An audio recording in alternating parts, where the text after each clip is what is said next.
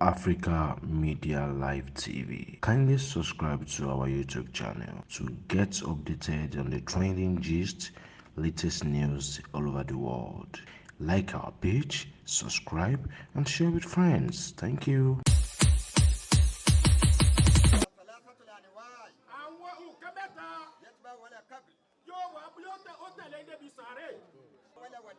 nínú wọn nínú nǹkan méjì tó tẹ̀lé yí débi inú sàárè lónìí mẹ́ta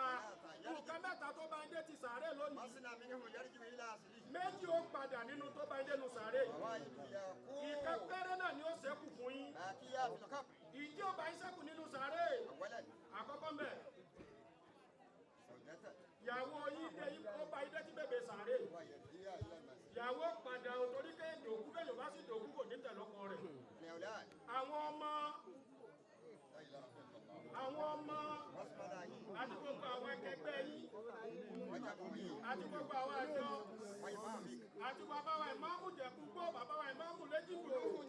gbogbo ewó padà sílé lónìí yakunu laka ń bẹ fún yín yabqa laka yóò ṣẹ́kù fún yín sanuka dáadáa tẹ́ bá sí wadinuka ẹ̀sìn tẹ́ bá sí wa aqaribu fi qabr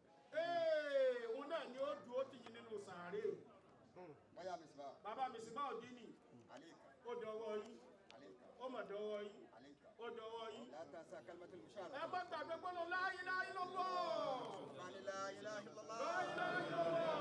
muhammadur rasulullah muhammadur rasulullah sallallahu alaihi la wasallam ilaha illallah la ilaha illallah muhammadur rasulullah muhammadur rasulullah allahumma ighfir lahu ìwọ lọ́wọ́ bàbá wo kúnlẹ̀ yọ lọ́ba àforíjì wọn allahumma ighfir lahu ọlọ́ba àforíjì wọn allahumma ighfir lahu ọlọ́ba àforíjì wọn allahumma irhamuhu ọlọ́ba akẹ́ wọn allahumma irhamuhu ọlọ́ba akẹ́ wọn allahumma wasi' qabrahu ọlọ́wọ́ bá gba sàárè wọn láyé allahumma wasi' qabrahu gba sàárè wọn láyé nawwir qabrahu ọlọ́ba àtàná mọ́lẹ̀ sínú sàárè wọn nawwir qablahu àtàná mọ́lẹ̀ sínú sàárè wọn àtàná mọ́lẹ̀ ya sínú sàárè wọn rabbana ìrí ọlọ́wọ́ la yu'assibuhu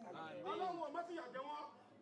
صغيرا وكبيرا من ìyá عذاب kékeré ìyá tó tóbi ìyá nìyá ń jẹ́ sàmọ́ fi tẹ̀lé lára sọ̀rọ̀ ọdún mọ́tò mi ní sẹ́yìn láti sọ̀rọ̀ ayé lè sọ̀rọ̀ tó rà tó rà tó rà tó rà tó